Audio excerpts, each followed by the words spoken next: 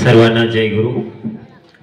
परमपूज्य गुरुदेव वंदनीय राष्ट्रसंत श्री तुकडोजी महाराज, माझे गुरुवर्य सद्गुरु श्री ब्रह्मलीन बाजीराव महाराज आणि तसेच डॉक्टर मोदीजी महाराज व या ठिकाणी मंचावर विराजमान सर्वत्र आदरणीय गुरुभक्त मंडळी आणि तसेच प्रेक्षकगण.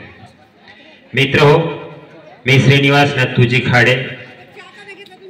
मी तेलंगणाच रहिवासी आहे, बेला मंडल जवळचाच आहे. वंदनीय राष्ट्रसंत श्री तुकडोजी महाराजांचा प्रचार आमच्या गावातील मंडळी आणि मी गेल्या सतत 30 वर्षापासून करत आहे.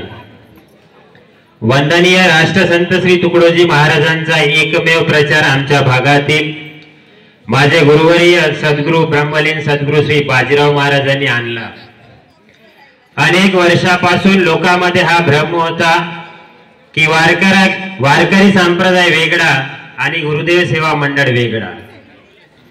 सद्गुरु ब्रह्मलीन बाजीराव महाराजांनी आळंदी येथे ज्ञानेश्वरीचा अभ्यास केला आणि तिथून येऊन त्यांनी गुडकेश्वरावर तपश्चर्या केली, बरेच लोकांना माहिती आहे.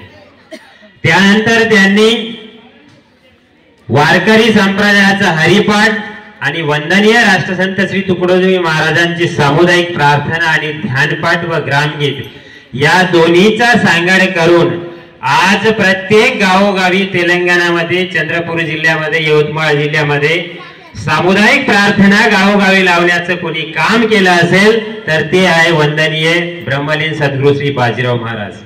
आणि ही प्रेरणा त्यांना सद्गुरु श्री तुकडोजी महाराजांकडून मिळाली. तसेच आपल्या ज्या ठिकाणी कार्यक्रम चालू आहे डॉक्टर मोदीजी महाराज त्यांच्या सोबत राहायचे. मित्र हो, हा प्रचार केवळ माणसापुरता नाही किंवा कपडे लावण्यापुरता नाही, टोपी लावण्यापुरता नाही, तर ग्रामगीतेतील लोकवशीकरण या पंचकामधील 7वा अध्याय आचरण सांगितलं कसं. त्यामध्ये महाराज म्हणतात की ज्याने सत्यासी नाते जोडिले त्याच्या अंगी गुरुत्वाकर्षण आले, सांगणाऱ्याहुनी अधिक सत्ता चालले त्याच्या उज्ज्वल जीवनाची. सांगणे खूप आहे मित्र हो, परंतु तसं आम्ही वागलो पाहिजे. वंदनीय राष्ट्रसंत श्री तुकडोजी महाराजांचा प्रचार करत असताना जीवनामध्ये अनेक अडचणी आल्या. बऱ्याच लोकांचा विचार ऐकतो की आम्हाला शेती आहे, दुकान आहे, व्यवसाय आहे,